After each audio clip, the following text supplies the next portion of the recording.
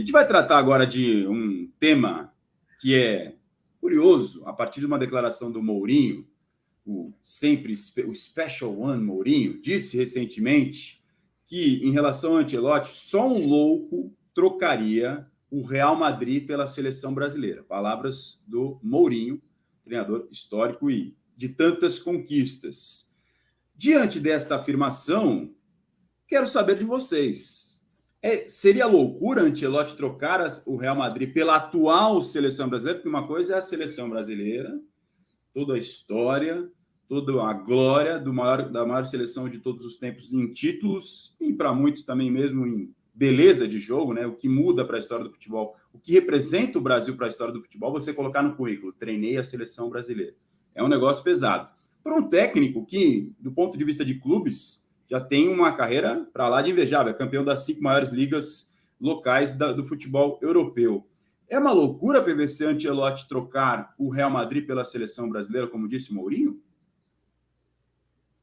Aos 64 anos, não é... Você pensou que eu ia dizer que é o fim de carreira dele? Não, ao contrário. É um desafio. É um desafio. Porque ele é o único técnico da história do futebol a ganhar o campeonato italiano, o francês, o espanhol, o inglês e o alemão. Ele também é o recordista de títulos de Champions League, com 4. Ele tem uma a mais que o Guardiola. E ele pode ser, com tudo isso, ele pode ser campeão da Champions e da Copa do Mundo, coisa que só conseguiram Marcello Lippi e Vicente Del Bosque. E ele também pode ser o único técnico estrangeiro campeão por uma seleção em Copa do Mundo. Então, do ponto de vista do desafio profissional, não é uma loucura, é um desafio. O próprio Mourinho já esteve perto de dirigir a seleção de Portugal 2 vezes, só que ele não deixaria o clube e a seleção portuguesa propôs que ele compartilhasse por um período a seleção portuguesa com o clube e o clube não aceitou, não foi ele que não aceitou. É que é verdade que são poucos os técnicos no ápice que trocam futebol de clubes da Europa, por seleções. O grande caso é o Arrigo Sacchi, que em 91, quando saiu do Milan, demitido depois de 4 temporadas e com 2 Champions, tinha mercado na Itália e foi um caso raríssimo de técnico no ápice que decidiu dirigir a sua seleção e foi vice-campeão do mundo. Aliás, o Ancelotti foi auxiliar técnico do Sacchi naquela Copa do Mundo de 94. Para ver o tamanho do currículo do homem, e essa foto que a gente mostra é pesada. Mas você concorda com o Mourinho, Lavieri? É uma loucura deixar o Real Madrid, mesmo para a seleção brasileira? Eu discordo. Bom, o Ancelotti já ganhou títulos com Milan, Chelsea, Paris Saint-Germain, Real Madrid, Bayern de Munique, ganhou Champions, ganhou Liga da Europa, a Liga Nacional, ganhou tudo. O cara, ok, não está no final de carreira, não está no final da vida dele, 64 anos, mas ele já disse que pretendia, né, não alongar muito essa carreira dele, essa estadia dele como técnico. Então eu vejo a possibilidade de encerrar aí com chave de ouro esse ciclo que ele quer encerrar com a seleção brasileira na Copa do Mundo. Eu entendo que a seleção não tem mais talvez o peso.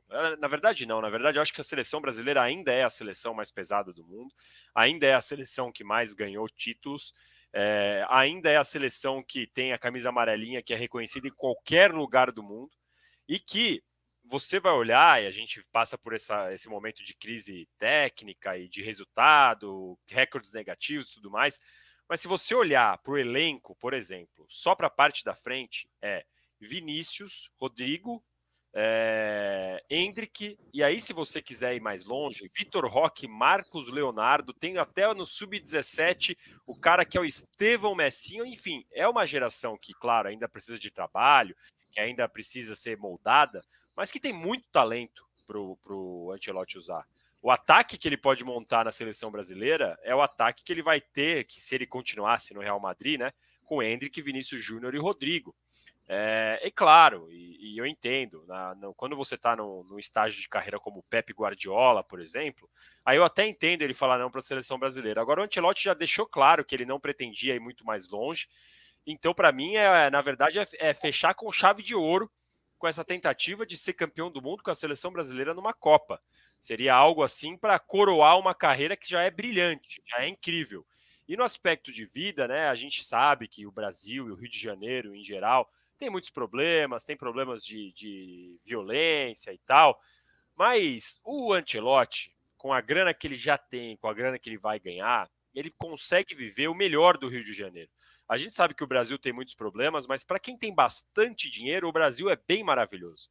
E então acho que o Ancelotti ele vem para o Brasil para fumar o charutinho dele tranquilo, morando no Rio de Janeiro, vendo o Campeonato Brasileiro, curtindo uma praia nos dias de folga, num lugar que dá para ver campeonato europeu num fuso horário aceitável.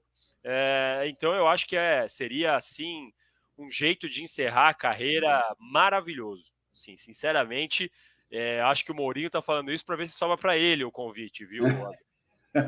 Já está de olho ali na curva, no nome seguinte, quem sabe, de uma hipotética fila, se o nome do Ancelotti não conseguir emplacar. Você citou um nome aqui que o chat, o Vitor Pierre, estava falando. O Estevão também está apavorando no Mundial da sua categoria. Então, a safra, pelo menos de agora para o futuro, o Ancelotti, uma parte, pelo menos esse trio que você citou, ele já conhece muito bem, né? Vini Júnior, o Endrick e também o Rodrigo que, na ausência do Neymar, inclusive assumiu a camisa 10 da seleção brasileira. Eu nem citei o Neymar, hein? Porque é verdade, esqueci o Neymar, porque se o Neymar volta bem, o que a gente já sabe que é aquela pergunta que a gente nunca vai saber a resposta, se ele vai voltar bem, se ele quer. Mas se imagina se ele vem para. Não, agora eu vou jogar os 3 últimos anos da minha carreira no mais alto nível possível. O Neymar é craque, a gente sabe que tecnicamente ele é gênio.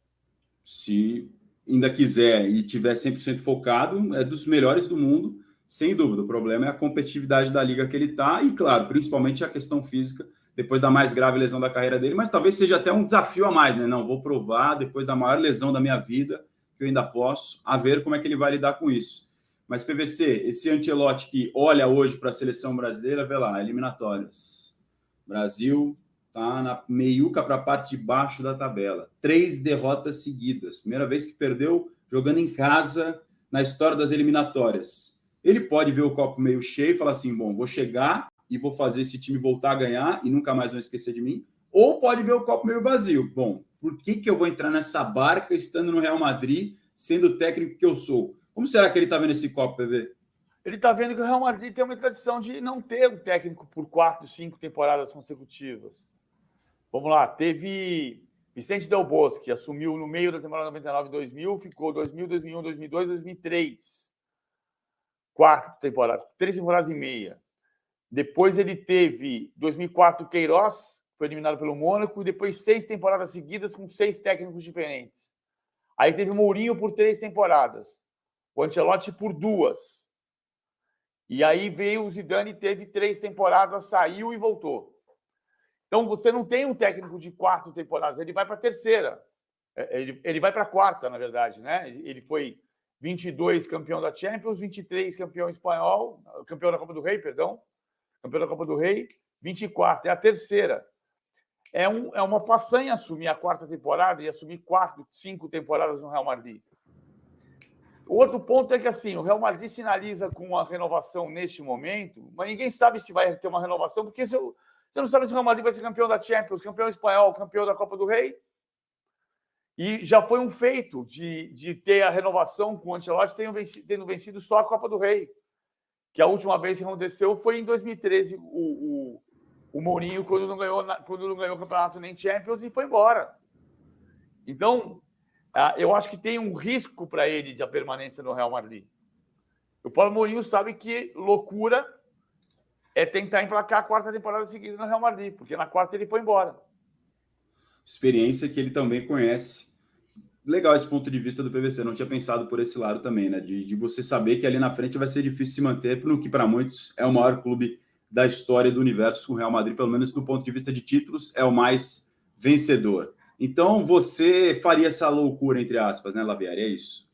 Eu faria, e a gente tem que dar aqui também, a gente tem toda a desconfiança, até da nossa profissão, o que é normal, desconfiar se vai ter o acerto, se não vai ter, mas por enquanto o roteiro está se cumprindo como o Edinaldo, presidente da CBF, disse que aconteceria, né? Teve o acerto verbal lá atrás, que ele não falaria nada oficialmente sobre a seleção brasileira até então, e que em janeiro, quando chegaria na cláusula ali de aviso de renovação e tal, ele avisaria que não renovaria com o Real e que ficaria na seleção brasileira a partir do meio do ano. E está acontecendo. Teve já aquela gafe do cara da Universidade de Torino, de Parma, não lembro qual, de Parma, falando que o Ancelotti ia assumir a seleção brasileira, já estava no material lá já que distribuíram para a imprensa, que ele ia trabalhar com a seleção brasileira. O noticiário na Espanha, se você olhar ainda mais o Marca e o AS, que são os mais ali, né, que falam mais do Real Madrid, eles citam da renovação, mas já citam possíveis substitutos, falam do Xabi Alonso. Então, assim, está se encaminhando para o roteiro que a CBF prometeu, esse roteiro ficar bem cumprido, bem certinho. É claro, a gente tem que ter desconfiança, tem que perguntar, tem que questionar. Eu acho que é um pouco arriscado você confiar apenas numa questão verbal, não ter nada assinado. Deixou o Diniz aí trabalhar um ano, de repente se o Ancelotti mudar de ideia. Mas, enfim, tá indo passo a passo como a CBF disse que aconteceria. Então eu tô dando esse crédito. Quero saber se em janeiro o Ancelotti finalmente vai anunciar, e aí eu já posso até passar para o PVC, porque o cara é poliglota, ele pode explicar como o Ancelotti vai falar em italiano: eu vou dirigir a seleção brasileira no meio do ano que vem. Io vado a essere l'allenatore della squadra brasiliana nella prossima stagione. Que aí, isso? Tá vendo? Me senti até importante agora, só por estar ouvindo isso aqui ao vivo. Fala de novo que eu vou encher a tela. Fala de novo. A charutada do final. Olha aí. Nella prossima stagione io sono l'allenatore della squadra brasiliana per il Mondiale 2026 negli Stati Uniti, México e Canadá. Que é isso, hein? Tá vendo só? Bravo, bravo. Parla e parla, o italiano de milhões de PVC. Io capito italiano perché ho apprendito a parlare italiano con la lettura della rivista Guerini Sportivo, del giornale Gazzetta dello Sport e per parlare con amici italiani, giornalisti sportivi anche. E para terminar a tradição aqui, due birra per favore. Due birre, per favore. O Lavieri é especialista em cervejas do mundo inteiro. O plural italiano é com I, mas com as palavras femininas é com E. Eu sei falar assim: ciao, tutto bene, eu sou brasiliano, due birre per favore. Pronto, já tô bem, tô ambientado. Primeira vez que eu falei italiano na minha vida, eu liguei para o Napoli para tentar falar com Careca. Aí eu aprendi a falar per piacere, io voglio parlare con signore Antonio Careca. A menina respondeu: do you speak English?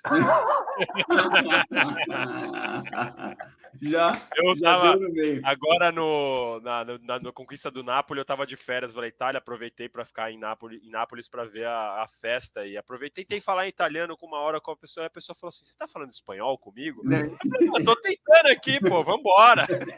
Em Roma anda difícil falar italiano, porque Roma é uma cidade muito turística. Então, você entra na cidade e começa a tentar falar italiano no restaurante, numa loja, o cara começa a falar com você em inglês. Mas eu já estive em Roma, no Roma Lazio, em 2013, e o assessor de imprensa da Roma perguntou se eu era filho de italiano, porque eu tenho a vantagem que eu pego o acento, eu pego o jeito de falar. E um pouco disso. Às vezes falta vocabulário. Não falo... Eu não falo mal italiano, não. Eu falo bem italiano, mas às vezes esbarra um pouco no vocabulário. Mas aquele dia eu estava inspirado e o cara falou: você é filho de italiano? Eu falei: não, meu pai é português. Eu falei para ele. PVC é do mundo inteiro, não tem jeito. O homem é poliglota e dá informação e opina e analisa em todas as línguas possíveis. Até em russo ele gastou aqui hoje no de primeiro, é mole? Russo eu estou esquecendo. Abriu o cardápio dele e falou assim: hoje é russo, italiano e o que mais vocês quiserem, não tem jeito.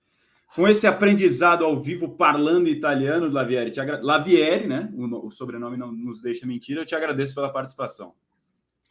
Muito obrigado, foi um prazer participar. Não vou arriscar italiano, não vou arriscar russo. Chega de passar vergonha. Grazie mille, ciao, ciao.